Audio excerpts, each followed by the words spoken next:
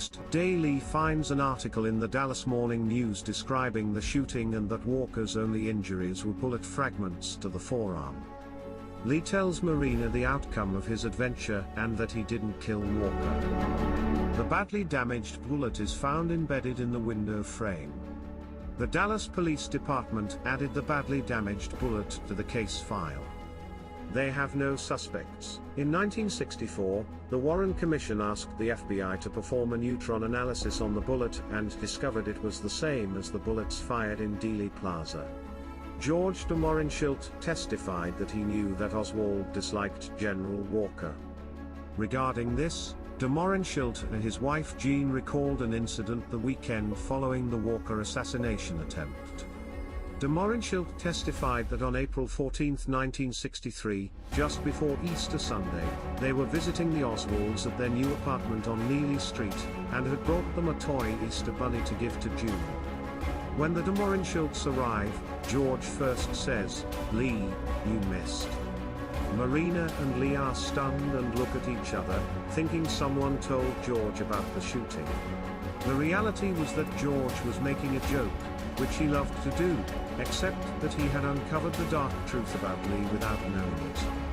George de Mohrenschilts' presence in Lee Oswald's life shaped Lee's decisions.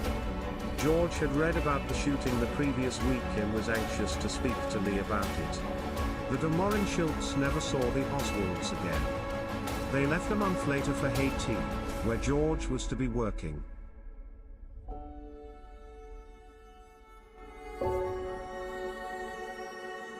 One morning shortly after the Walker shooting, Lee put on his suit and took his pistol as he started out the door. Marina asked him where he was going. Lee replied that Nixon was in town, and that he was going to see him. Marina realized what he was up to and managed to lock him in the bathroom for a time. Oswald demanded she let him out. Marina started crying, telling him he had promised never to shoot someone. Eventually, Lee agreed not to go shoot Nixon, and Marina let him out of the bathroom. Marina would testify to the Warren Commission that the change in her husband since they had returned to the USA was profound. Besides hitting her, shooting at Walker, and trying to shoot at Nixon, Lee became increasingly on edge. He wasn't the same man she knew in the Soviet Union. Lee was frustrated about his employment failures in Dallas and his recent activity in trying to kill Walker. In Lee's childhood, when things got terrible, Marguerite moved. This deeply embedded pattern helped Lee to make sense of things. April 17th, Lee decides to move to New Orleans to escape and start over. April 24th, Ruth drives Lee to the bus station, where he leaves for New Orleans. May 9th, with the help of his Aunt Myrtle Evans, Lee finds work at the Riley Coffee Company. He also finds an apartment. May 11th, Ruth, Marina, and June arrived at the home in New Orleans. On May 26, Oswald wrote to the New York City headquarters of the pro-Fidel Castro Fair Play for Cuba Committee, proposing to rent a small office at my own expense to form an FPCC branch here in New Orleans. 3 days later, the FPCC responded to Oswald's letter advising against opening a New Orleans office, at least not at the very beginning. In a follow-up letter, Oswald replied, "Against your advice, I have decided to rent the office." His response about opening an office was a lie. August 5th, Oswald visits anti-Castro militant Carlos Bringuier at a store he owned in New Orleans. Bringuier was the New Orleans delegate for the anti-Castro organization Directorio Revolucionario Estudiantil, DRE. Bringuier would later tell the Warren Commission that he believed Oswald's visits were an attempt to infiltrate his group. In reality, Oswald was checking him out.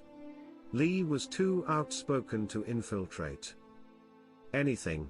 August 9th, Oswald turned up in downtown New Orleans handing out pro-Castro leaflets.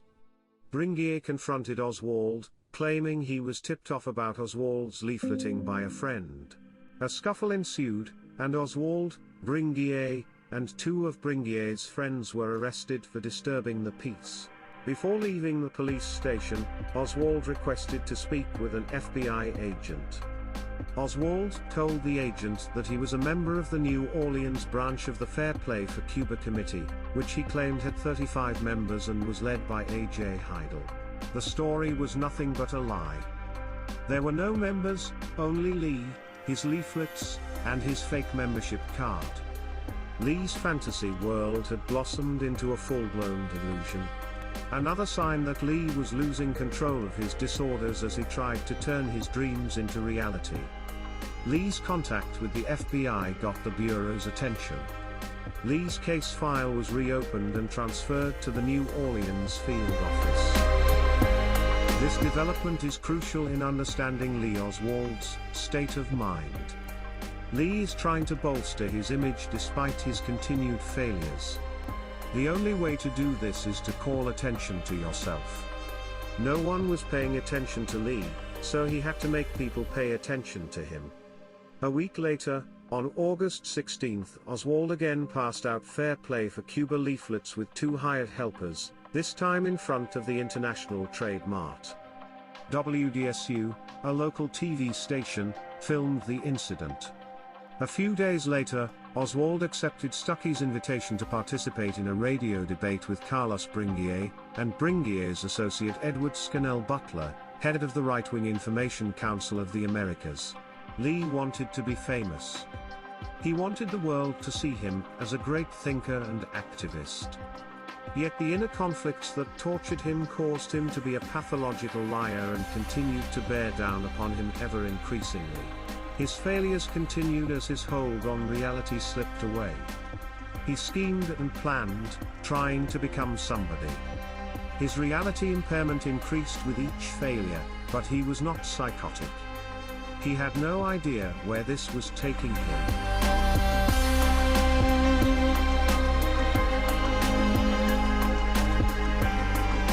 September 17, 1963, Lee obtains a tourist card for one visit to Mexico City from the Mexican consulate in New Orleans. Lee had talked with Marina about her and June returning to the Soviet Union. Lee writes a letter to the Soviet embassy in Washington for Marina, asking what needs to be done to return. She replied that it would take at least 6 months, which Marina knew would be at least a year or more. She did not want to return home. Lee starts talking about hijacking a plane to go to Cuba. Marina tells him she wants no part of it, go to Mexico City and get a visa. September 23, Marina's friend Ruth Payne transported Marina, who was pregnant, along with June by car from New Orleans to the Payne home in Irving. Lee loaded Marina's items into Ruth's station wagon, and hid his rifle among Marina's things. September 26, Oswald boarded a Houston bus bound for Mexico City. He arrived in Mexico City on September 27, where he applied for a transit visa at the Cuban embassy, claiming he wanted to visit Cuba on his way to the Soviet Union. The Cuban consular officials insisted Oswald would need Soviet approval. On September 27, Oleg Nechiporenko, a KGB counterintelligence officer stationed at the Soviet embassy, was asked to talk to Oswald. Oswald became agitated in telling his story about FBI harassment. Asked why he left the Soviet Union, Oswald didn't answer.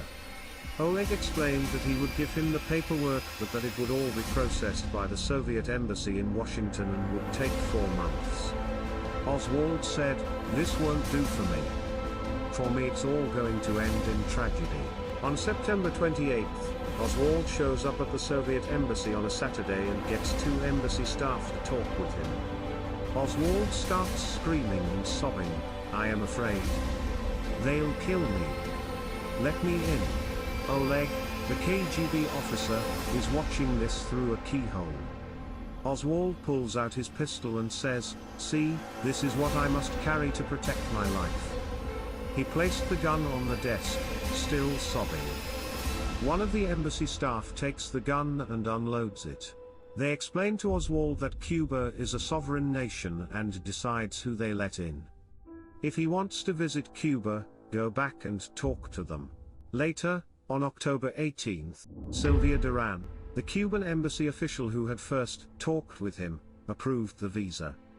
But Oswald was back in the United States and had given up on his travel plans. A CIA document released in 2017, it is possible Oswald was trying to get the necessary documents from the embassies to quickly escape to Cuba, and then the Soviet Union after the assassination.